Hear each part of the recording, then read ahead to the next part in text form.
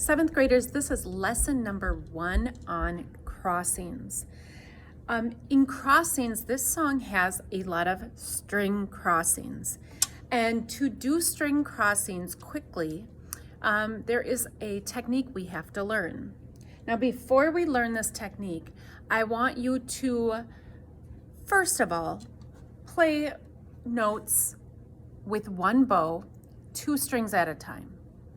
So set your bow on the D and the A string, wherever that is, and practice playing these 2 notes relaxed together. All it requires is that you tip to the right angle.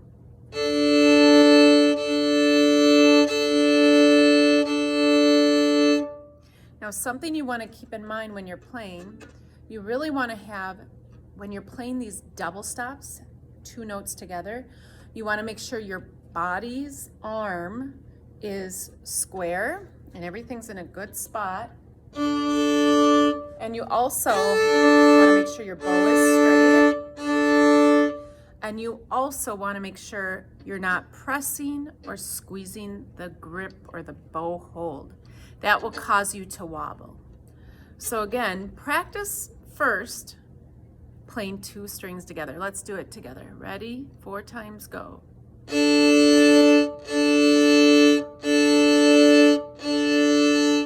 Let's tip to the G.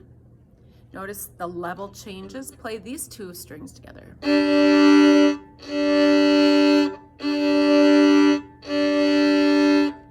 Good. So now we're going to talk about the technique of crossing the string. When you cross the string with separate bows, you want to identify, first of all, which 2 strings you're crossing to.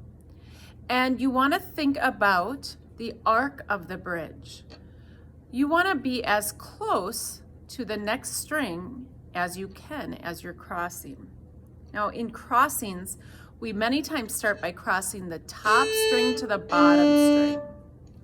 When we're going slow, we can use our whole elbow. Let's do our whole elbow to do 4 string crossings from A to D. A, elbow up, D, elbow down, A, elbow up, D. Now this works fine when you're in a slow tempo, but in a fast tempo, the technique has to change. Instead of lifting the arm, we need to create a motion with the wrist. So we want to kind of do this kind of motion. See that motion? My wrist is bending.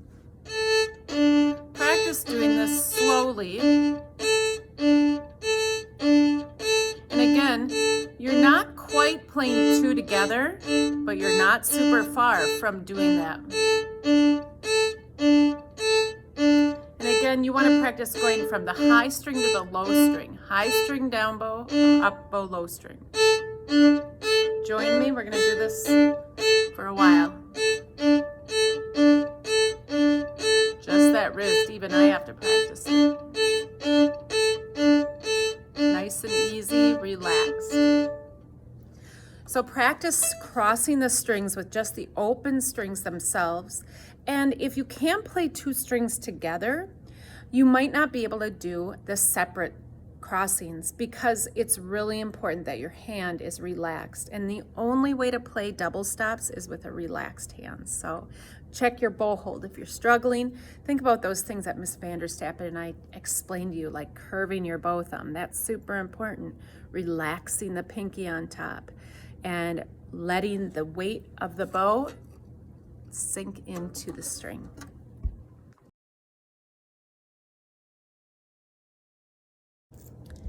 So before we begin at 29, I want you to take just that one measure of 29 and practice playing with a nice loose wrist that you've been working on. Just over and over. You have to time that F sharp. Make sure it's not low. Make sure it's nice and high.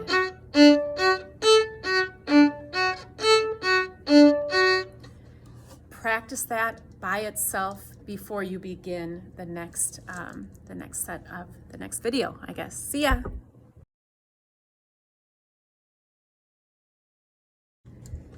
Seventh grade violinists, we are at measure 29 in crossings, and hopefully you got a chance to feel that relaxed crossing feeling when you're playing string crossings. It's super important to have that loose quality, because if you notice, the tempo of crossings is 120, and that's pretty fast. So let's go ahead, set our bow on the A string. You're gonna set it in the middle, because we don't wanna be stuck here to do string crossings, and we don't wanna be stuck here. That's a lot of work. We wanna be right in the middle. I want you to really think about using just the wrist to do the crossings. Starting at 29, 1 and 2, and ready, here we go now. 1,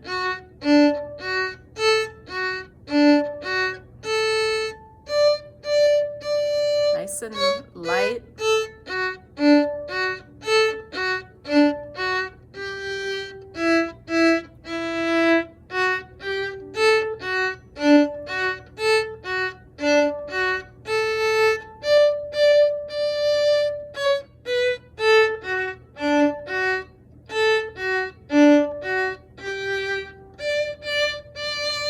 I messed up a little there, sorry.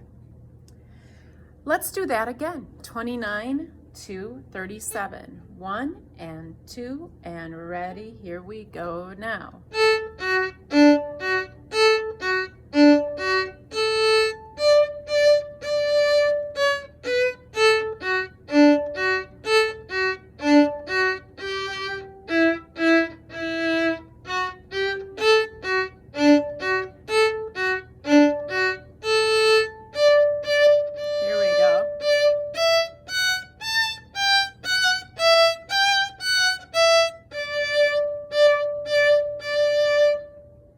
Good.